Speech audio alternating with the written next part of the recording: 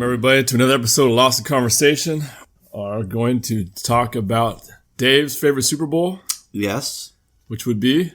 Super Bowl 32. Packers versus Broncos.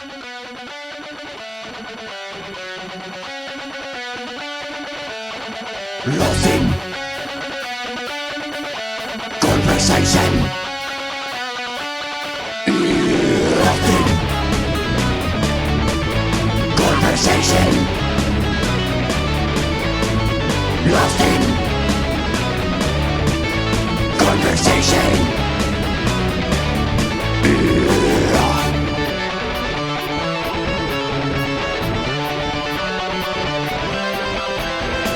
Lost in Conversation. That's right. Now, Dave, are you a Broncos fan? I am. Well, we'll see about that because we're doing Broncos trivia. Oh, what? Yeah. What? This is happening on no. live air. Come on, man. Live on air. I was not prepared for this. Is going to see how much of a Broncos fan you really are. All right. Sorry to do this to you, man, but It would be a bumpy one. that was an Office reference that Dave just threw out there. Yes. All right, so are you ready to do this? I guess so. Hey, let's just do this. Let's go right into it. By the way, Dave is wearing his Broncos t-shirt. That's Manning. Yes. I'm wearing a Bengals Sison jersey. Here we go. Broncos trivia, ladies and gentlemen. Let's go. Question number 1, Mr. Zellers. What year were the Denver Broncos founded? 1960. That is correct, sir. The Broncos were founded in 1960. They were a charter team of the American Football League, which formed that year and later merged with the NFL in 1970. Oh, yeah. Who was the first Denver Bronco to rush for more than 20 touchdowns in a single season? Oh, boy. Well, that's a tough one. I know some famous Bronco running backs. I'm going to say, just based on the statistics in the olden days, were not as good, I'm going to go with Terrell Davis. That is correct. Yes. For a bonus point, what year? 1996. 98. You got the answer right, though. Okay. Doing good. Okay, which head coach led the Broncos to their first playoff appearance? Oh, man. I can't... Red something? That's good, man. I'll give it to you. The 1977 rookie head coach, Red Miller, Red Miller. That's led it. the Broncos to an impressive 12-2 record, the first playoff appearance, and ultimately the Super Bowl, and they were defeated by the Cowboys. Yes. What team originally drafted John Elway? The Indianapolis Colts. Come on, man. That That's all you got? You got it. You got it correct, but it's actually the Baltimore Colts. Oh, well, yeah, right. The Colts. Yeah. Okay. In what year did the Broncos win their first Super Bowl? That would be 1998. What's the Super Bowl we're going to cover? 32. The 97 season, 98 Super Bowl. Who coached the Broncos during their Orange Crush era? That was probably one of my favorite eras for the Broncos. I love that tenacious defense there. Well, I mean, they were known for that in the late 70s when they went to the Super Bowl the first time. So it would be Red Miller again. That's correct. You are rocking it, man. You were rocking it. And those years were 77 to 1980, which is weird because I remember the Orange Crush. Yeah. And I was born in 78, so that's they talked about it because if we were, starting to follow it in the early 80s, mid 80s, you still heard about it. It's like, oh, it's still pretty recent. What player was nicknamed the Snow Goose? The Snow Goose. Carl Mecklenburg. Dude, you're rocking it, man. Yes, he's also the albino something. Is he? Yeah, because he's albino. This is impressive. Yeah. I remember Eric watching him do the Star Wars, and I would say this is right up there watching this go down. This is impressive. This is exciting, man. What was the Broncos' win and loss record in Super Bowls, which John Elway was starting quarterback? By the end of his career, his record was 2-3. That is correct, sir. Yes. What college was John Elway drafted from? Stanford. You're on fire, sir. Yes. 2 players were traded by the Broncos to acquire Elway. One was Chris Hinton. Who was the other? Ooh, that's quite the question there, isn't it? I remember reading about this. I'm sorry, I cannot remember the name. Okay, Hinton and Mark Herman were traded in 1983 to get Elway from the Colts. Right. I think Chris Hinton was a quarterback as well, if I'm not mistaken. Huh. What Major League Baseball team drafted John Elway? The New York Yankees. Yes, that's correct. Bonus points.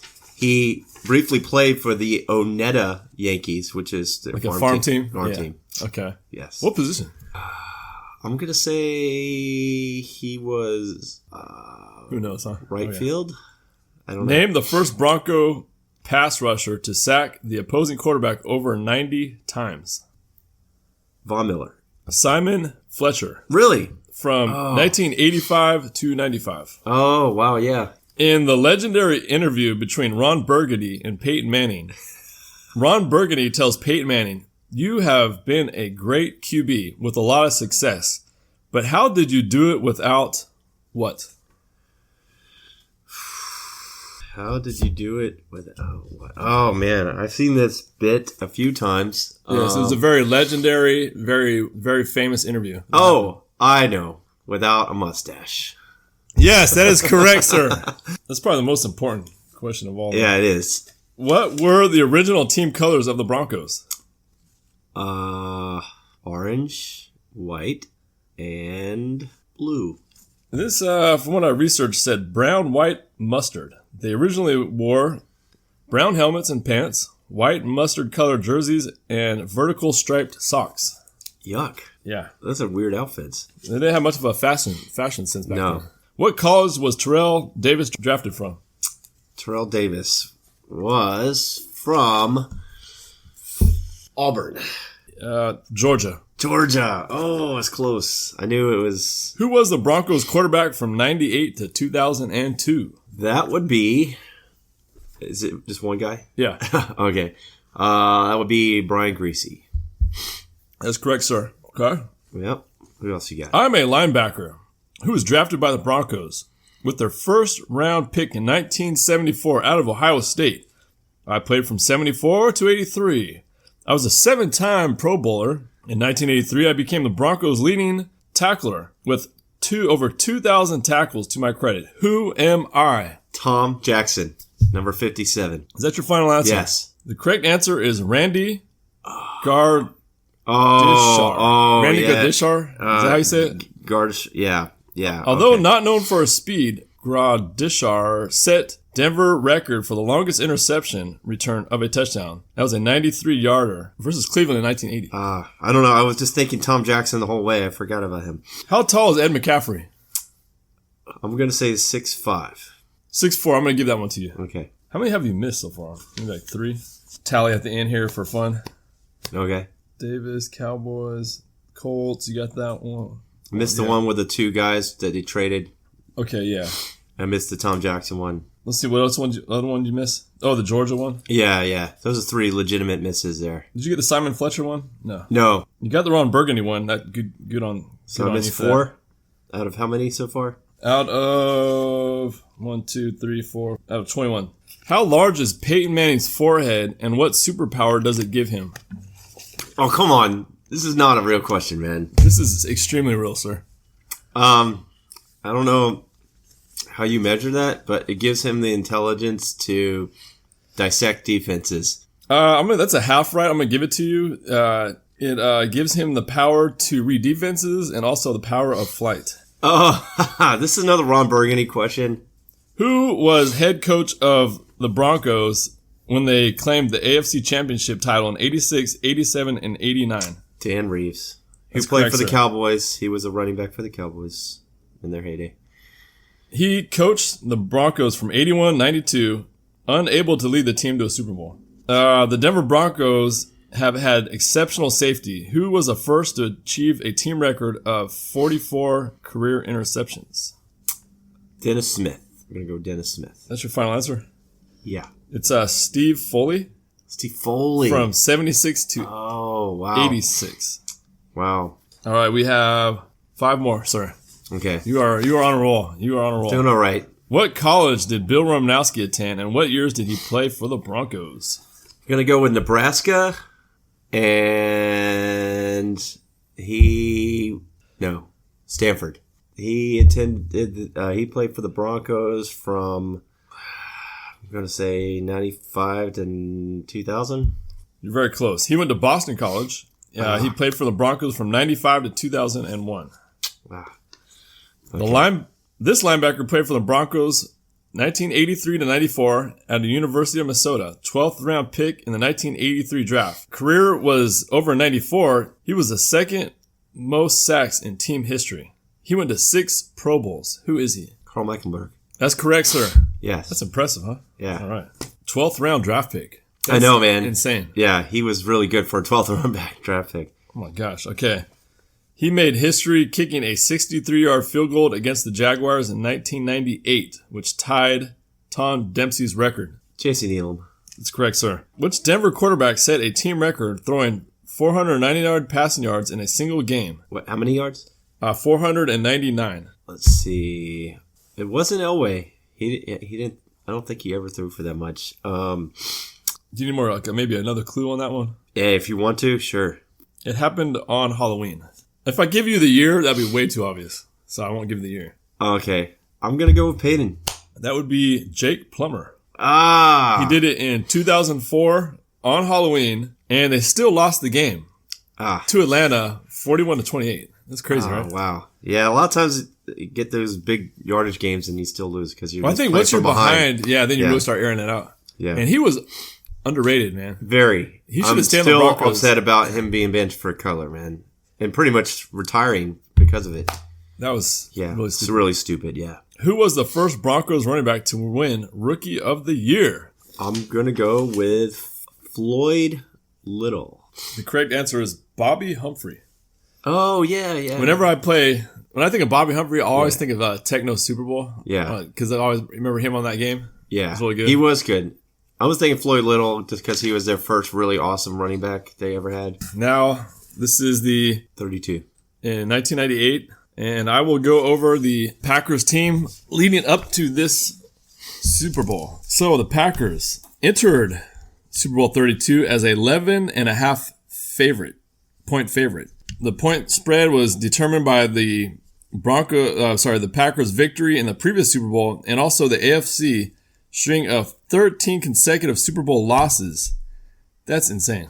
AFC was struggling there for a long time. I think they first won it in 3. Was it the Jets? Joe Namath? Well, yeah, okay. But like during that time, the AFC was just amazing. 13 consecutive losses. And Denver losing in 4 previous Super Bowls. Okay, this Packer team, I gotta say, I do not have a dog in this fight, but I will say Brett Favre is one of my favorite all-time quarterbacks. I like quarterbacks that are unique, and he was very unique. My top favorite quarterbacks would be Boomer Esiason. Also, would be Doug Flutie. I thought he was awesome. He was like a super small guy. Yeah. He was so small, he could not palm the ball in one hand. He always had 2 hands on the ball. He was fast. It's fun to watch. Yeah. I like Tebow during that small time he played. Very unique. So, okay, following a relatively slow 97 season with a 3-2 start, the Packers caught fire in the second half of the season, finishing 13-3 and 8-0 at home. Solid record there. In the playoffs, the Packers defeated the Buccaneers, also the Niners. The Packers entered the 97 season coming off their Super Bowl win. So let me see. Okay, Brett Favre had another Pro Bowl season this year, becoming the first player ever to win NFL MVP award 3 different times. Favre led the league in 35 passing touchdowns, completed 304 out of 513 attempts for 3,867 yards, only with 16 interceptions. He was always known for his interceptions. He was, but a 35-16 ratio, that's good. That's not bad. You can do 2-to-1 ratio, you're good. While ranking second on the team in rushing with 100. What? He was second in the team in rushing. Yeah, that's not good. With 187. That goes to show you his uniqueness. He was the gunslinger. And I was thinking John Madden saying, Brett Favre. Yeah. Oh, yeah. Wide receiver Antonio Freeman led the team with receptions, 81 catches for 1,243 yards, 12 touchdowns. Pro Bowl tight end Mark Chimura. Yes, thank you. Yeah. Recorded 38 receptions for 417 yards, 6 touchdowns. Pro Bowl running back. This is a solid offense here. You got a Pro Bowl running back, tight end. You got Antonio Freeman, who's a good receiver. I always remember him as a good return man, right? Tony Freeman? Yeah. So Pro Bowl running back Dorsey Levens led team in rushing with 1,435 yards, 7 touchdowns. He had the defensive line led by veteran Pro Bowl selection, the one and only Reggie White. Yes. Who led the team with 11 sacks. In the secondary, you had a Pro Bowl defensive back, Leroy Butler, led the team with 5 interceptions. I think it'd be more than 5. I don't know. Okay. That's still respectable, though. Yeah. 70 tackles, though. We had 70 tackles. We actually had a funny story, I guess, about this Super Bowl. 1997, I was in the Army. Yeah. Doing my advanced individual training at Fort Bliss, Texas. So I didn't have quite the freedom I had at Permanent Party, and I was only able to get on the phone during certain times. This is before we had cell phones. And I had to go to a payphone with a calling card, and I had to wait in line. And for some reason, I felt like calling my buddy Dave. Super Bowl's on, just kind of seeing. I know he's a Broncos fan. Yeah. I think unaware, I guess I didn't know that the game was actually going on. I'm waiting in line. And I gave Dave a call. His mom answered the phone. Yeah, it turned out to be a very uncomfortable situation for me. Here I am watching my favorite team in a dogfight for the first time in the Super Bowl. Do you remember what quarter that was? Was it halftime? It was third or fourth quarter. So maybe I went over thinking I'm going to call him at halftime and waited in the line to get on the phone and went in. It was a key play of the game. The key play of the game, I would say. Was it really? Wow. Yes. The famous Elway run where he does the helicopter flip in the air. I'm so sorry. And it was fourth down, too. And he took off running on fourth down. I called during this time? Yes, you did, man. This was like the epic play. I don't think I've ever apologized to you for this, but now that we're on air in front of America, I want to say sorry for that. I don't know if I'm there yet, man. That was another Office reference. Well, yeah, so I lived in sort of a little bit of a stricter household growing up. My parents kind of wanted to make sure I took that call no matter what, and I didn't want to take the call because sitting there watching my team in a crucial moment of the Super Bowl against my dad's team, which is kind of the funny part of this, his team, the Packers. And my parents, who both were just sitting there watching the game, made me get up and take the phone call. And where the phone was in the kitchen. I've been to this house many a times. When you walk in the front door, there's the pool table. Yeah. You take a step down, and it's the living room area, the TV area. Are you guys having snacks? Are you guys having typical Super Bowl? I don't think I could eat. I was too nervous. It was you and Mommy and Daddy. Yeah. Super Bowl 32. Yeah. In the Zellers household. That's right. And my dad is very unemotional. Like, he was like Belichick out there watching the game, like no emotion whether they're doing well or not, it was just like... You said he was a Packers fan? Yes. Oh, wow. But in the Belichickian sense of just not showing any emotion. Is that a word? Belichickian? I think I just made up a word, guys. You made a word. Yeah, so I was forced to answer the phone. Not happy about it. So you were very short on the phone. I was. I grabbed the phone. I ran with the phone, with the long cord, thank God for the long cord, into the pool table room, close enough that I could still see the TV. This is a hilarious story. And Clay is babbling on about the game, and I'm not paying any attention to what he's saying. I still don't know what you said, because I was just sort of like, and this is 20 years ago. I know. Crazy, huh? And I just remember seeing Elway take off on fourth down, running the ball, old man Elway taking off, like about to risk life and limb for the ultimate prize. Yes. And he does this helicopter spin in the air. I don't know if he's even getting up from this, but it was epic. I saw all this with Clay's voice connected to my... serenading you ear. As it all happened. Yes. This sounds beautiful. It was. Okay.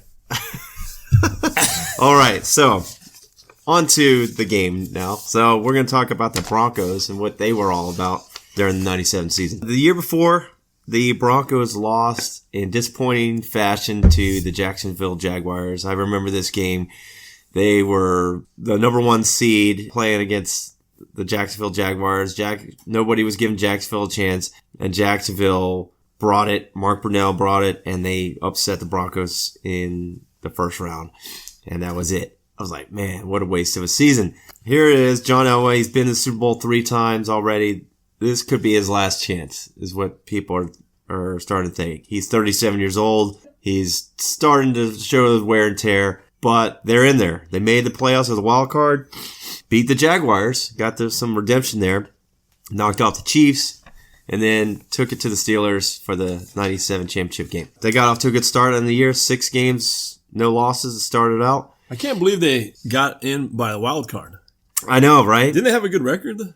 Well, yeah, but they just, it was a competitive year, and it just happened that way. And it's pretty amazing that they had as good a team as they did and still were only a wild card. I was surprised on that, and this being their first, well, spoiler alert here, first Super Bowl win. Oh, right. Yeah, they lost 4 times previous, 78, 87, 88, and 90. 3 of those with Elway. And the one constant in all those games, the running game was not there, and the scoring was not there. Their defense was just getting thrashed. Not so in this game because of the star running back, Terrell Davis. They definitely had the running game. They definitely had the high-powered offense with all the receivers and Elway having a great year. They were going to be competitive in this game. That I was pretty sure of, even though they were favored to lose by so much. Also, they had Mike Shanahan, who was really a big key to everything. He had a good camaraderie with John Elway. Brought his son on the team coaching? Kyle Shanahan is a coach now. But yeah, he was awesome. This is back in 95. He started coaching for them. Their offense that year, 97 offense, they accumulated 5,872 yards and 472 total points, leading the league in both categories. Davis, who was a Pro Bowler, 1,750 yards, 15 touchdowns, 42 receptions for 287 yards. He just was on fire. I definitely remember him. Yeah. I'll have to say that I actually lived in Colorado. Yeah. From about late 97, probably 98 to 2000. Right. So yeah. I was there when that was a high-powered. Oh yeah, they were well-oiled machine. Elway also great year, Pro Bowl selection, 280 completions, 3,635 yards, 27 touchdowns, only 11 picks, really good. He also had 215 yards rushing for the year, and he was always known as sort of a scrambling ability quarterback. That's more yards rushing than Favre. It is, yeah. Elway had a pretty good running attack of his own with his legs, so throughout his career. Good athlete. He was drafted by the Yankees, so. Yep, that's true. You also have Pro Bowler tight end Shannon Sharp with 1,107 yards and 72 receptions. Rod Smith, who was not drafted by any NFL team, also with 1,180 yards and 12 touchdowns on 70 catches. He had a breakout year. And then you can't forget Ed McCaffrey, who, although his statistics that year were modest in comparison, he was a huge part of what they did. I think the next season he ended up with over 1,000 yards receiving as well. I really am a big fan of him. Yes. He's fun to watch. 590 yards, 8 touchdowns, 45 receptions. He's their number 3 option, essentially. But, what a great number 3 option, right? Yeah. Then you got your offensive line, which cannot be understated. Gary Zimmerman, Pro Bowler, Hall of Famer, actually. 7-time Pro Bowler. Left tackle, Gary Zimmerman, key to the whole thing. Yeah. And then Tom Nalen, a really solid Pro Bowl center. So that's a big deal. You get 2 you got a Zimmerman center and a left tackle. That's the blind side. Yeah, you got Zimmerman. But is Elway left-handed though? He's right-handed. Yeah. Okay, so that's protecting his blind side. Yeah. Okay. Zimmerman protecting Elway, and then you got the running game on that left side in the middle being strong with those 2 guys. It's good having a solid center, because I remember Elway lining up in the shotgun positions. That ball's coming right to you. Yeah. Good fast he was one of the first guys I remember really using the shotgun a lot. Oh, I know. He used it all the time. Yeah. And then don't forget about their defense. You have Bill Romanowski. Which is also in the last Super Bowl we did, which is interesting. Oh, right. Yeah, right. Linebacker, veteran Romanowski, 55 tackles. John Mobley, 97 tackles, led the team. He was a beast as a linebacker as well. Then you have defensive backs, Tyrone Braxton, leading the league in interceptions, and Steve Atwater, legendary Steve Atwater, 53 tackles, and just a beast of a hitter at safety. So when I hear Atwater, I think of me growing up watching Monday Night Football and his like hardcore hits. Oh, did you see the one where he knocked Okoye? Christian Okoye. Oh, that was epic, man. That was Monday Night Football. I was watching that. I had a lot of fond memories watching the old school Monday Night Football where people actually could nail the quarterback. You had gigantic fullbacks running the ball like Christian Okoye. Yeah. I remember having Mama You Bakes Pizza, which was in Lindsay, California. Oh, I'm like... Watching it with my younger brother, we would actually play like tackle football in the living room a little bit, and then Hank Williams Jr. came on, and it was a party, man. Yeah, that's right. Time to party. Well, so there you have it. That's what we have for you, and now we're going to dissect this game. We'll be back. Who are you going for? Let me think. I'm going to go with the Broncos here. I'm undecided. I just want to see a good game. I do enjoy watching Brett Favre. Hoping for a good game. I think you're going to get your wish, man. Let's do this. Okay. All right. Ladies and gentlemen, we are back. We just watched the first half of the Super Bowl 32. Current score is Packers 14, Broncos 17. Right. So, what a first half. Yes. What a half for a first half. Let's break it down. So, you want to start us Sure. off? Man, these Packers, they started off with a fury marching right down the field. Favre, at one time, the second play of the game, avoids 3 players in the backfields to throw the ball away. Just shows how he can deal with diversity back there. The announcers, I have to say at the beginning, back up a little bit, made a big deal about Favre being this is the 3rd year MVP of the league, and how Elway just had lost 3 Super Bowls. They made a big deal about that. Right, yeah. Favre's in his prime here, too. I mean, obviously, winning 3 MVPs. I mean, he's focused, man. They're the Super Bowl defending champions. I mean, you got to think he's got the confidence to bring this home again. Yeah. They referred to him as an old man at 37, which is a little... It's kind of upsetting to me, being I'm about to be 40. The announcers, I really like it, is Dick Enberg. Yes. Yeah. Good commentary. He actually kind of stumbled at the beginning. He did. Yeah, he was looking down, and he couldn't focus on Phil Simms. And it was kind of like an awkward, weird moment there. Yeah. I have to say, being a former military guy, the stealth bomber over the game is pretty freaking cool. Oh, nice. Yeah. Stealth bomber. How cool is that? Okay. So yeah. There was a lot of helmet-to-helmet contact going on here. Yeah. Atwater, I saw him hit him right in the helmet. I mean, it was a great hit. Yeah. By today's standards, though, that's 15 yards. Maybe he even gets tossed out of the game. I mean, Atwater was not afraid to put his helmet on other people's helmets. Oh my gosh, that dude was lethal, man. He's lethal.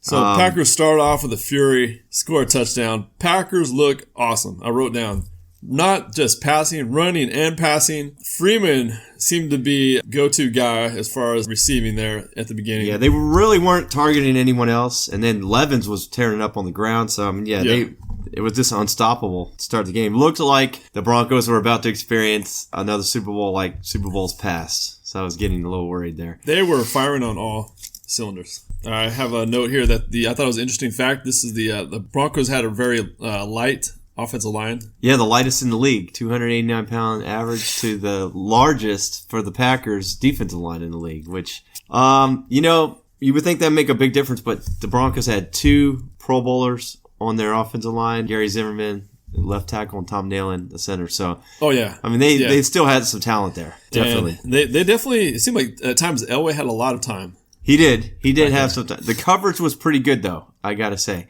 So, you want to go ahead and so talk about the Broncos' little comeback there? Yeah, so the Broncos, they answer back, mainly with Terrell Davis doing everything. I have on my notes, that was all Terrell Davis, that first quarter. I mean, they got good field position to start off, had a nice return, started in around the 40-yard line, but Davis, just from the get-go, every time he touches the ball, it's positive yards. No negative movement with this guy. I think he had one pass that first quarter, and that was to Terrell Davis. So. Yeah. I have here that what Elway was doing good that we might not actually notice, he wasn't making bad mistakes. Maybe these guys are just covered, and that's why we think he's not throwing the ball down the field. Right. He does a good job at his scrambling, and he had 2 pretty big runs there.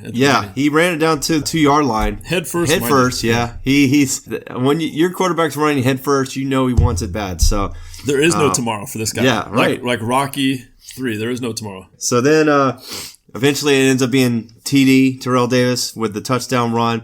Gets the Broncos on there, and it's tied at 7. Then the next drive, that's a big key play of the game. It's Tell a us very about big that. play. Yes. Well, Favre, as you know, is the gunslinger. He takes chances, and I gotta say that into that first drive, that pass to Freeman was just amazing. That was a pretty deep pass. Okay, so Yeah. Oh, yeah. Favre, he does what he does sometimes. He threw an interception, and it was a really bad interception because this put the ball on their side of the field on the 40-yard line. Yeah. And this is against a defense that is probably pretty tired from receiving the Terrell Davis show on the following offensive series. That's right. So, yeah, on that play, Favre, he was getting pressure from both sides, and instead of throwing it away, he just tried to make something happen, and Tyrone Braxton was there for the pick. Which is a huge play. Yeah, Momentum huge. changed at this point. Definitely. Because, I mean, at that point, Packers feel like, oh, they can just go down and do what they did on the first drive, but Yeah. then the Broncos suddenly feel like, wow, we got great field position again. Yeah. Terrell Davis, they haven't stopped him yet, and sure enough, Terrell Davis starts off with another huge run. Eventually, Elway runs it in for the touchdown, and the Broncos are up 14-7. Now, on this drive, Terrell Davis ends up getting kicked in the head Yes, on he a did. crazy play, or he gets kind of tripped up and then leg whipped in the head. And the announcer says, he's on the sideline with concussion. He should be back in the game soon. I thought yeah, that's pretty and hilarious. that's something you'll never hear Yeah. today. I mean, you could see him like shaking his head and like his eyes were squinting. Yeah. Like you could tell there's something wrong. He's also coming into this game with hurt ribs. Just As keep that vicious in as mind. it sounds and unsensitive it may be, I miss the old school football. That's just me. I like it when it was just like. So It's yeah, I good. mean and this guy also deals with migraines on a regular basis. So I mean, this guy is going through a lot, and he's still bringing it. He actually leaving the game into the locker room in the second quarter. Yeah. So at that And point, I'm not sure if he comes. I guess maybe he does come back, but how crazy is that he comes back into the game after? a concussion. Yeah, he definitely had a concussion. I But- also have. Oh, go ahead. Yeah, what I was going to say is, well, no, you might think, well, having Davis on the sideline really made a difference, but really it was about the Packers offense, because the Packers, eventually end up controlling the ball. But before, we're getting ahead of ourselves a little bit. Yeah, have so the something. Packers Yeah. end up with the ball again, trying to get back in the game, and then Atwater with a huge blitz ends up knocking the ball out of Favre's hands, and Broncos got it back again. This is another really bad play for the Packers because they just got the ball back from the Broncos scoring. And I said it's like the third offensive play or so. And he fumbles the ball on their own 30-yard line. So this is And just I mean, horrible. when you're watching it on TV, you can see both these guys coming on the blitz from different sides. They don't change the play. They don't adjust to the play, and Favre gets nailed from the blind side. Yeah. Really should have done something different, like got a running back to pick up the blitz or something. But I they mean, didn't it's do that. Atwater. You know that's going to be trouble coming through. Yeah, Atwater. This with another big Broncos play. defense, just listening to the sounds of the hits sounds like a car accident. Yes, they And are some. I'd say the hitting main machines. two hard hitters that I've seen, well, Atwater and Romanowski. Just the sound is just it's crazy. Oh, okay, I think Dave's taking a pee break. Be right back. No, my nose is running.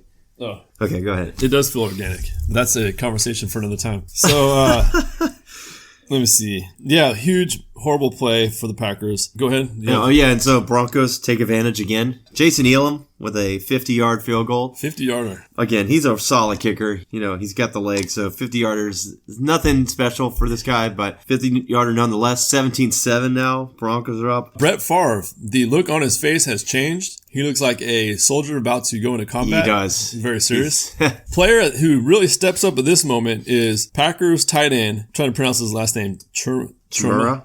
Yeah. He has, it's Favre's third, I don't know, maybe long on his 1-yard line. Brett Favre throws a pass. Chimura? Chimura makes a one-handed catch. Oh, yeah. Yeah. It was huge, huge play right Which he's being covered by Romanowski, and Romanowski was doing a great job. He deflected a pass earlier. Huge catch. there. Third down, too. Yeah, and the Broncos, you're in the Super Bowl. For the love of God, 12 men on the field? You gotta be kidding me. Yeah, their defensive coordinator, Greg Robinson, was not pleased. These guys are paid millions of dollars. It's the biggest game of their year. I mean, take a look around. I'm thinking, the defensive captain that's Yeah, that's a mental mistake you can't have. that's right something there. that happens in like Pee Wee football or something like. At this point, Packers clicking on all cylinders again. Yeah. Levens, he had 63 yards rushing in the first half. I mean, he was really owning the running game. And I have to Couldn't say, stop him.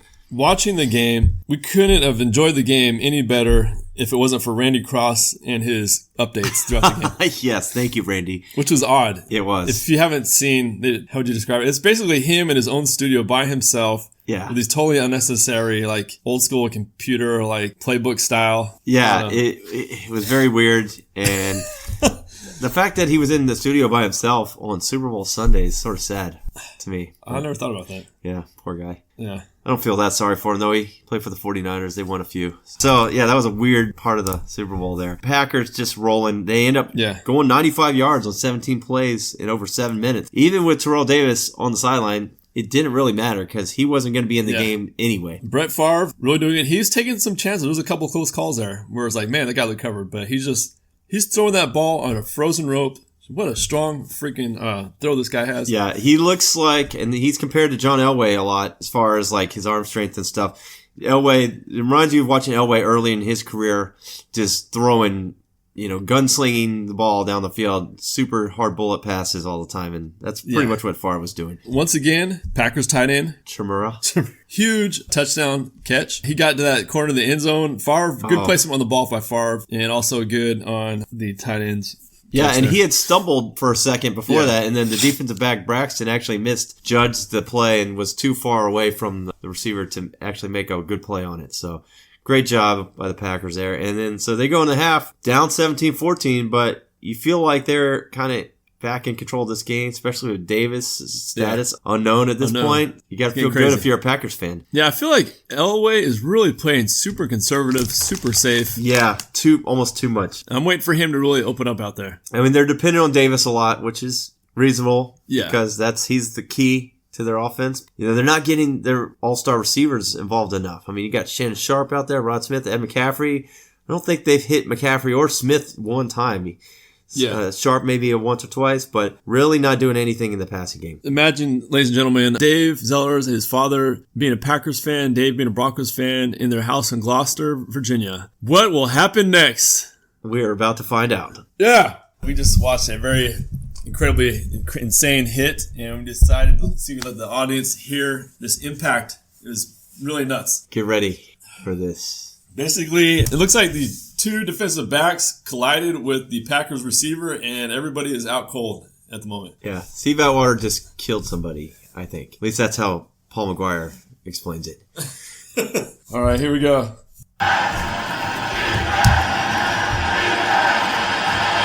They better get some heat on Favre because they're really not getting close. I think they got it, man.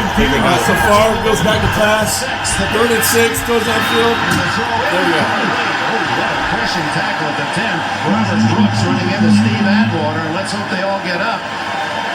Atwater just killed Randy Hilliard. I mean, Brooks gets down between him. He gets nailed, but Atwater... They were bringing out the paramedics, immediately for that other guy, Hilliard. One more time. They better get some heat on Favre because they're really not getting close to him. They were confused. People going around. 3rd and 6. The blitz. And the throw in. Poor Randy Hilliard, man. The 10. Robert Brooks running into Steve Atwater. Let's hope they all get up. Atwater just killed Randy Hilliard. Oh my God. Okay, ladies and gentlemen, we just watched the entirety of the game. David just telling me how excited he was on this. I was, victory. and I'm equally as excited now. All these years later, Yeah, it just happened, man. They just What won. were you saying? They just won the Super Bowl, man.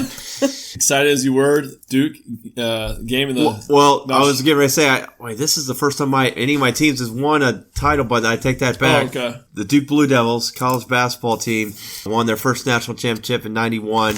Coach K beating Kansas in the title game, but they beat UNLV in a huge upset. Much like this upset, the Broncos over the Packers. I was still a young kid, though. I was 20 years old. So at the end of this game, what were you doing inside your house right now? I think I kept it under wraps a little bit because my dad's not a very emotional guy, and I thought going buck wild crazy would not be appropriate in my household. So I was excited. I was, yes. But you kept it exciting. contained. But yeah, I did. I was in the Army in El Paso, Fort Bliss down there. And I was kind of like, we weren't allowed to leave the base. It was still kind of like on lockdown. We're not really released. And I just remember kind of like an open bay. We didn't really have a whole lot of freedom. We didn't have like a bunch of snacks or stuff. It was just kind of like us sitting around a bunch of... Whole different experience today, huh? Yeah. A lot of snacks. Too many snacks. Neither one were my team, but it was good. Yeah, very exciting. Yeah, there have been a few that have been real nail-biters. The Bengals-49ers one that we did a podcast on, that was another great game. Very exciting to watch. So you want to kick this one off here? It's your team. All right, well, we left off at the half. We were at 17-14. Okay. Yeah, right. Halftime. Yeah.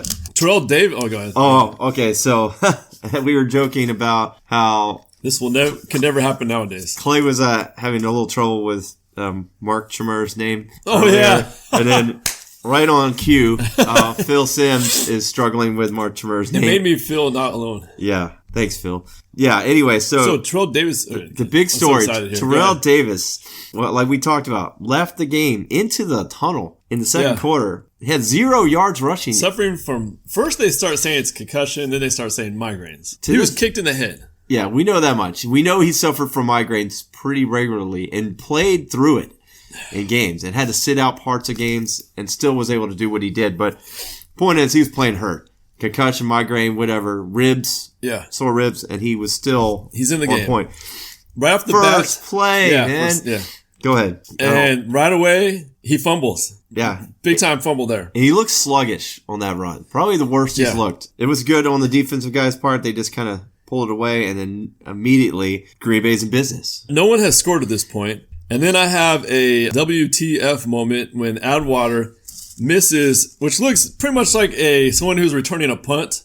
Yeah. Totally just bad throw on Favre. It's just lobbed in the air. Yeah, it's hanging up there. It was pretty much pass to Atwater, and Atwater dropped the pass. He could have called a fair catch. Yeah. And don't get us started on fair catches, and we'll talk more about that later.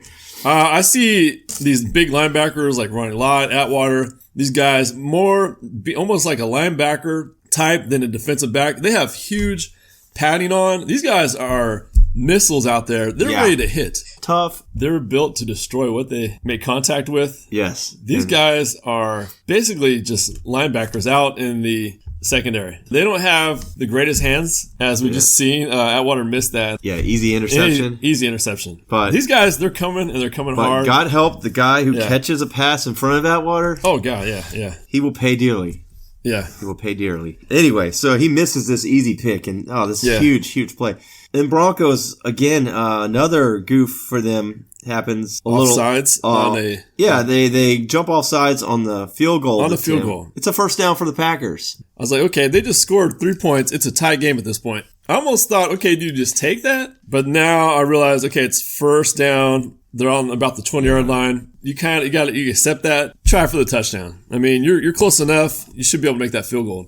But I think on the very next play, Favre almost throws another. Picked. Yeah. And with his history of careless throws, at times you might want to second guess that and maybe take the field goal. A lot of people would say take the points. Always take the points. Don't take points off the board. But that's what in this case, they ended up eventually getting the field goal anyway. Thanks to Dorsey Levens with a big run that set it up for a 27-yarder. So I didn't agree with a lot of the offense referees' penalty calling. Yeah. They were really just touchy there with the Packers offensive line. I mean, these guys flinch, small centimeter move or whatever, and they are getting flagged. Today, you don't see players get called for that as much. I mean, they can move around a little bit, and it's got to be more obvious movement. One even looked like the guy was just flexing his muscles or something on the center. It was not even a really jerky movement, and I thought that was crazy. Unbelievable. And this went on through the whole second half. I mean, even the Broncos guys getting called for holding, and even the announcer was like, that was a very mysterious holding. And the worst one was when Rod Smith gets called for the improper fair catch. And his hand is way over his head. I don't think I've ever even heard that called before. It's very obvious he's calling for the fair catch. Maybe not as dramatic as they would have liked. It was very obvious. He did the signal. He gets called for it. And that was really terrible. Really crazy. These refs needed to let these guys play the game. Just calm down. So regardless of all the referees against the teams, the Broncos were struggling in the passing game. That's for sure. And they can't blame anybody but themselves. Yes, they are. Elway is 5 for 10 for 27 yards at this point. Yeah. Gentlemen. Gilbert Brown is wreaking havoc on the inside for the Packers. Yes. We just watched him being double teamed make a solo tackle on Terrell Davis. And just bring him down like nobody's business, man. I mean, it was terrible. At this point, both defenses are really starting to buckle down. It's becoming a dogfight out there. So, speaking of fight, what the heck is Romanowski doing out there? Punching the Packers tight end in the face. It's no call, man. No call. How did he not he didn't get penalized? Nothing. He didn't get thrown out of the game.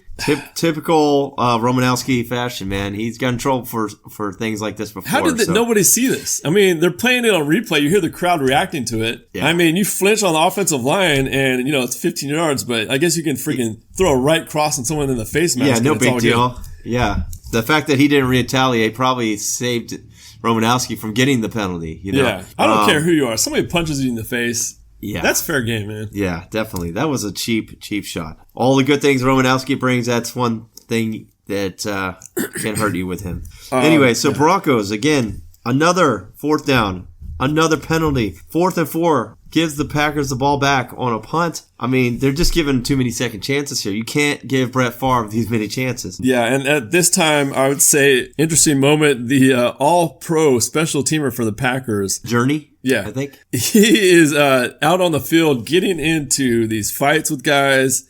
He has some blood, face is a little bloodied. Thought that guy was going all out in this game. Yeah. There's a reason why he's the all-pro special teamer. At this point, like we said, Terrell Davis, he's starting to get it going again. He's starting to redeem himself after that fumble. Yes. Seems back to his first half form. Elway finally gets a big completion to Ed McCaffrey, 36 yards. So that was a real key play. First big pass down the field. And then it happened. Elway. Yes. Well, let me do a drum roll to make this proper. Oh. This is a Super Bowl moment that will go down in history. And so I received the call. My mom yells, "Davey, telephone." And I'm like, "No, I'm watching the game." Oh, come on. It hadn't happened yet. And my dad was like, "Answer the phone." And my mom probably should have been the one to answer the phone because she had no vested interest in this game. My dad was a Packers fan. I'm a Broncos fan. She doesn't have a team in this mix. Sounds like a lot of... Why doesn't she answer the freaking phone? Internal hostility. All right, I'm getting angry here. So, anyway, she ends up...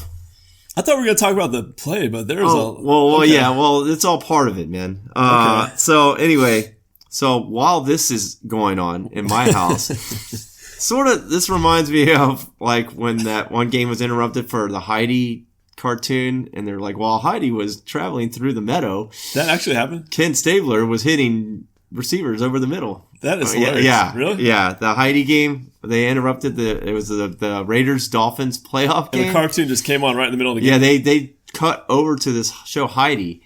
It's like some cartoon. And, that is hilarious. And I didn't know that. They did not show the game on TV. That's hilarious. Terrible, man. But it's a great story. Anyway, that's sort of how I felt. I miss the random, goofy technology miscues that used to happen back then. Dealing with my parents in that situation was like cutting over from the Super Bowl into Heidi. Made me kind of feel kind of sick. Anyway, I stood my ground. I called an audible. I pulled the phone cord into... And this was me calling you. Yes. Into the living room. And I was able to get to a vantage point where I had a shot at watching the most epic play in the game. Which was John Elway going back to pass. Reggie White, who was pretty much non-existent through this game, actually getting some pressure around the corner. Elway eludes that, breaks out into the open field, and takes off running for it. Ends up flying through the air, helicopter spin, runs it for the first down, setting up a 1st and goal. That is correct. It was awesome. It was the play of the game. It was 18-yard run. He was sandwiched by those 3 Packers and spun around, and it looked Hollywood-style stunt move right there. Yeah, like when they show the best part, when they show the replay, they show Elway's eyes as he's getting ready to take off in the air. It's like he's like, "Oh, here we go. all or nothing. It's time to go for it. Elway ran, I think, the ball about at least 3 times head first dive. Yeah, he was not bashful, man. No sliding from this guy. So that was followed up by another Terrell Davis touchdown. Yeah. He had 3 overall in the game. 24-17 at this point. So Okay. then This was the craziest chain of events. This was nuts. Freeman, yeah. he's having a great game. They kick the ball off to him, fumbles. And I say, could this have lost the game for him? But no. Dave tells me, I think something else interesting happens at the game. As soon as he said that, Elway throws interception. In the end zone. Yeah. He's going for the dagger, man. He's thinking, man, we got him on the ropes.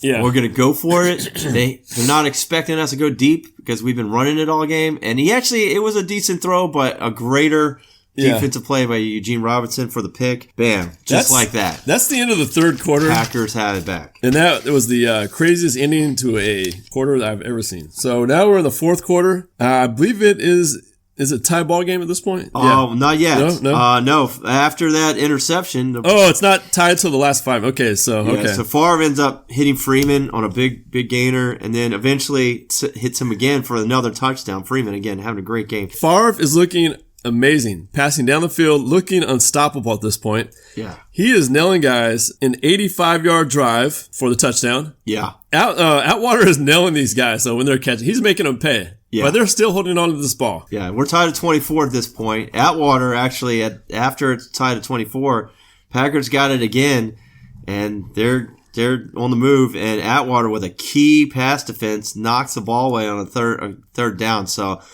he's known for his hitting, but he kind of redeemed himself here on that play after that missed interception. So big play there. And I will say that underrated Green Bay defense is really stepping up and doing a great job right now. Yeah. And also their offensive line. It seems like Favre is having a pretty good amount of time in there. Brett Favre, again, several times I think we had this happen, but several times he's almost picked off. There was a William & Mary alumni out there, Sharper. Yeah. Last name, almost caught an interception. I believe he was getting nailed in the face mask, which caused him to drop that ball. Probably would have been a penalty if they had looked at that a little closer. But, yeah, so Favre almost picked several times. This one, with under 5 minutes left. I got to say, Reggie White, he didn't really show up for this game. No. They show him on the sideline a lot, puffing air. This is fourth quarter, 7 minutes to go. You got to suck it up and get out there, You got right? one of the best pass rushers of all time not in the game.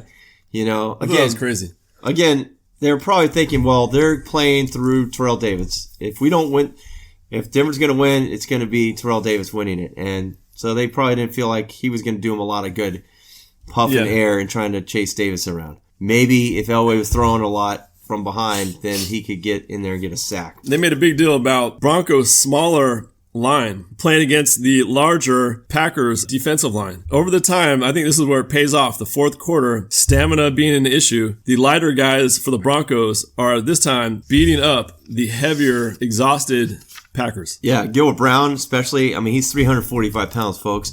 I mean, this guy is you can't carry that much weight. This guy's struggling out there. He's getting chop blocked. Broncos are really smart with their blocking schemes. He did get chop blocked. Yeah. Many times. But, yeah, the Broncos run blocking is phenomenal. Terrell Davis, again, he's got great vision of the field. He sees those holes, and he explodes through the holes. He's got both hands on the ball. That one fumble, first shaking the rust off, but other than that, he was just solid. Big play here on a Terrell Davis run. There's a 15-yard face mask, personal foul call. Yeah. You could see him just pull on his face mask and turn his head back, and that was a huge, huge play. Yeah. Right now, this is the fourth quarter, 5 minutes to go. The score is 24-24. Then Elway actually hits Howard Griffith for a huge play with a key block by Ed McCaffrey, which the announcer's saying that, they kind of consider him one of the best he's one of the best wide receiver blockers out there. And he showed it right there. Yeah. I would say a lot of bad penalties right now for the Packers in this crucial moment with the face mask on Terrell Davis. And also, second to final drive, there was a... Yeah, they had another false start that was really not much of a false start. But so Davis ends up punching in for a third touchdown, which is the most ever by a running back in the Super Bowl at this point. So here we go, ladies and gentlemen. There is a minute, 30 seconds left. Packers ball. I think they're starting on their 10. Yeah, they're pretty far back there. Yeah. The first play, great play, draw. Perfect play. You got those guys. They're playing that deep pass. Yeah. Probably that I think he deep hits zone. him on a screen, actually. But Okay. yeah, but it's a huge gain. Yeah. It's Levens. Gets by one tackler. That would have probably been like a 5-yard, and then he stretches it out. They end up going to the exact same play, which was almost an interception. Yeah. But then they come right back and hit a guy in the flat for another big gainer. Yeah, hit the running back coming out of the backfield. He goes down the sidelines, gets out of bounds. Yeah, Perfect. so Favre is not having to do a whole lot of crazy throwing down the field, safer plays, and they're getting big chunks of yards, tiring out the Broncos defense more. So here, this play right here, near the end of the game now, Favre's got them going. They're going down the field. They've made some key first downs. Then he throws it. I'm trying to remember who the receiver was, but Steve Atwater, as we played for you earlier, ends up colliding with teammate Randy Hilliard. And Randy Hilliard, oh man, poor guy. I don't know how. I thought that was going to be like a stretcher moment there. That was immediately after the hit, the cornerback for the Broncos, Tyrone Braxton, starts calling for the trainers to come out onto the field. He knows that his guy is hurt bad. It was friendly fire. Atwater going for the Packer, nails his guy. It looked right about in the chin area. Yeah. Right there. And Atwater's hurt too. Not to mention. And then I didn't see it, but there was actual third Bronco and injured. then their other corner, Crockett, starting corner, has been out of the game. He got banged up on a previous play. So now you got three starters What a chain of events. out of the game, including Atwater, when Brett Favre has the ball trying to tie the game in the end zone. I mean, this is a lot of pressure on their defense right here.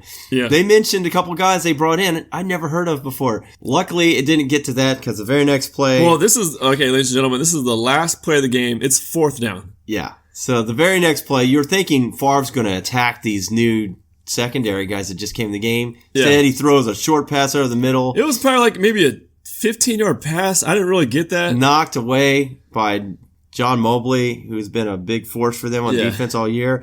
And that's it. I knew you have to throw the ball 4th down. I thought they would at least have a play. Maybe, can you throw it to Freeman or something? Well, yeah, you would think that's the guy, right? Especially with backups coming in. Yeah. Who's covering Freeman? There had to have been a mismatch out there somewhere on Freeman. Yeah. You get him downfield, throw it to him. This guy was not open at all. You might as well throw it to somebody with that.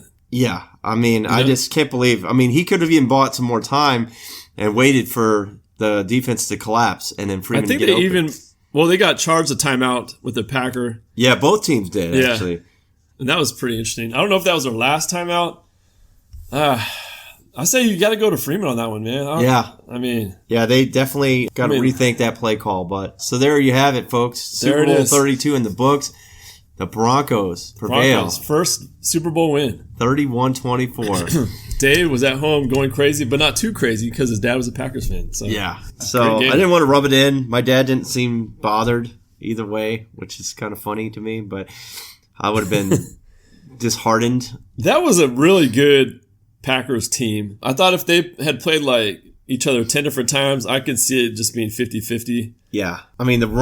Dorsey Levens his impact cannot be understated for the Packers. He's a really good running back. All the talks about Terrell Davis, but he held his own too. Very evenly played game. Elway definitely was outplayed by Favre, but Favre was only 28 in this game. Yeah, but again, the Broncos, their game plan was to live or die by Terrell Davis, and hey, it paid off. So Elway made some good plays with his feet when it mattered.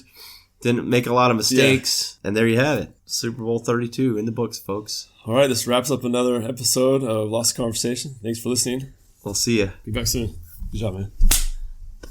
Oh, hope you didn't get that on recording. Don't forget to edit that out.